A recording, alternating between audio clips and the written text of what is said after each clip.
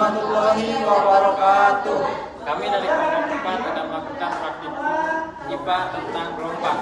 Saya Muhammad Iskandar, nomor NIM 85739441. Saya Muhammad Abdan Hidayat dengan NIM 857381361. Saya Wanita dengan NIM 866440987. Saya Purnawati dengan NIM 857393792. Alat dan bahan. Selinting, Tabel pengamatan dan alat tulis. Karet gelang dan benang kasar.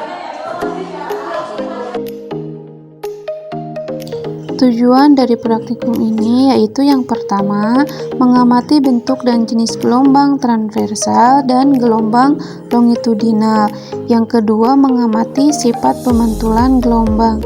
Pada percobaan yang pertama, ambillah selingki, rentangkan di atas lantai yang licin, lalu pegang ujung dan ujung selingki.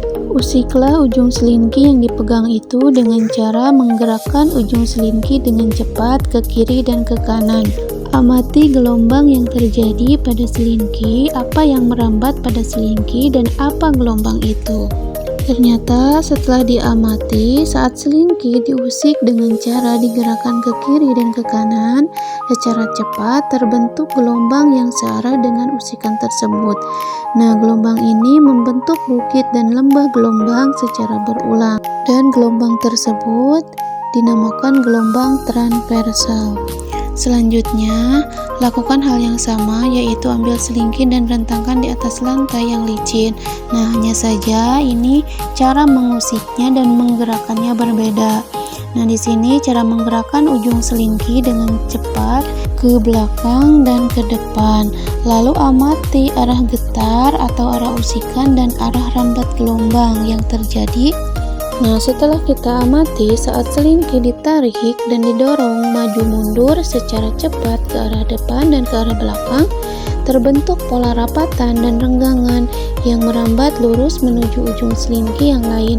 Nah, di sini gelombang tersebut disebut gelombang longitudinal. Percobaan selanjutnya yaitu kita coba ikatkan karet gelang di tengah selingki, lalu usik lagi ujung selingki yang dipegang berulang-ulang.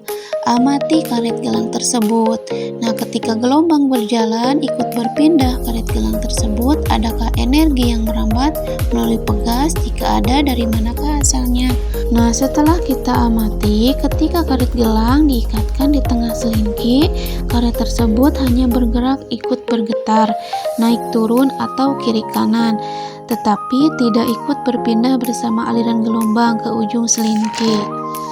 Nah, percobaan selanjutnya kali ini selingki diganti dengan kabel listrik, tapi kami di sini menggunakan benang kasur. Nah, samakah hasilnya dengan menggunakan selingki? Nah, apa perbedaannya?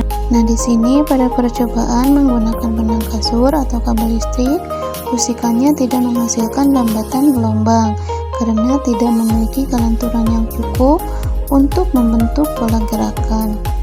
Selanjutnya yaitu percobaan sifat pemantulan gelombang, di mana kita melakukan percobaan tersebut dengan menjatuhkan kerikil ke atas permukaan air. Kemudian kita amati gelombang yang terjadi di permukaan air, bagaimanakah bentuk gelombangnya, dan adakah gelombang yang dipantulkan. Nah, setelah kita amati pemantulan pada air, kerikil yang dijatuhkan ke air membentuk gelombang lingkaran yang merambat ke dinding bak. Saat mengenai dinding bak, gelombang dipantulkan kembali ke arah asal. Percobaan selanjutnya yaitu dengan merentangkan lagi selingki sejauh 1,5 meter. Ikatkan atau pegang ujung dan ujung selingki dengan kokoh, lalu getarkan satu kali sehingga membentuk setengah panjang gelombang, dan amati perambatan sampai gelombang tersebut hilang. Nah, setelah kita amati, gelombang datang berupa bukit gelombang dipantulkan kembali menjadi lembah gelombang atau mengalami perubahan fase sebesar 180 derajat atau setengah panjang gelombang. Nah, ini disebut dengan ujung tetap atau gelombang ujung terikat. Selanjutnya, ujung selingki yang terikat atau yang dipegang oleh teman, sekarang ikat dengan benang panjangnya kurang lebih 1,5 meter. Ikatkan ujung benang yang jauhnya 1,5 meter. Nah, setelah kita amati, gelombang datang berupa bukit gelombang, dipantulkan kembali, tetap menjadi bukit gelombang, tidak mengalami perubahan fase. Nah, ini disebut dengan gelombang selingki ujung bebas.